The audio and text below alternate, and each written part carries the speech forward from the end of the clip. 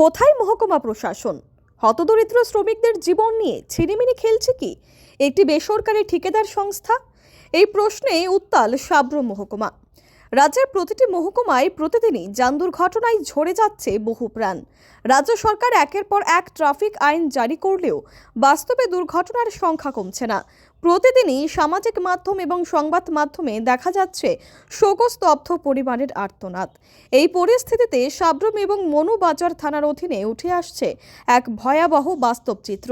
অভিযোগ, দীর্ঘদিন ধরেই জাতীয় সড়ক এবং গ্রামীণ পাহাড়ি রাস্তায় মাল পরিবাহী গাড়িতে গাদাগাদি করে বহন করা হচ্ছে শত শত হতদরিদ্র শ্রমিক।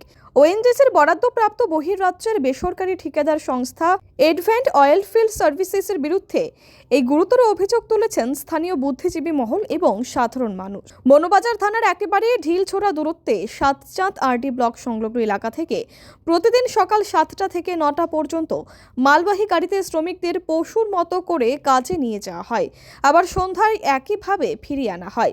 প্রশ্ন উঠছে, এভাবে বহন করা শ্রমিকদের কোনো দুর্ঘটনা ঘটলে কি তারা বিমার আওতায় পড়বেন?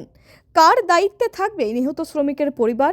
স্থানীয়দের অভিযোগ, সাধারণ বাইক চালক বা ওভারলোড গাড়ি দেখলেই পুলিশ জরিমানা করলেও শ্রমিক বোঝাই এই মালবাহী গাড়িগুলোর ক্ষেত্রে নীরব ভূমিকা পালন কেন করছে? এটাই কিন্তু এখন একটা বড় প্রশ্ন হয়ে দাঁড়িয়েছে। কোথায় এখন সাব্রুম মহকুমা প্রশাসন? কোথায় দক্ষিণ জেলার পুলিশ সুপার?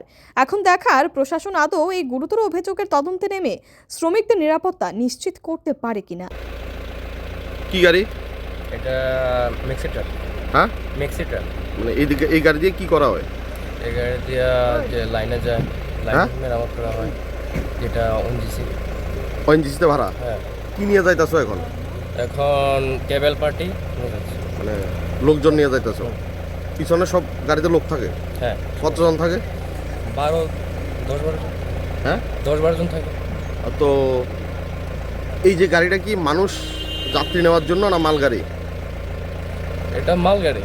তো তুমি যে যাত্রী নিয়ে যাইতাছো, এটা কি বৈধ না অবৈধ?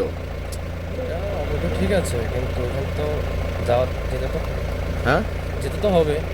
মানে গভর্নমেন্ট যে তোমার যে এটা যে রেজিস্ট্রেশনটা দিছে, এটা কি কারণে দিছে? এই গাড়ি দিয়ে কি করা যায়? মালটা না। এখন তুমি কি নিতেছো? তো কেবল আছে, লোকজন আছে।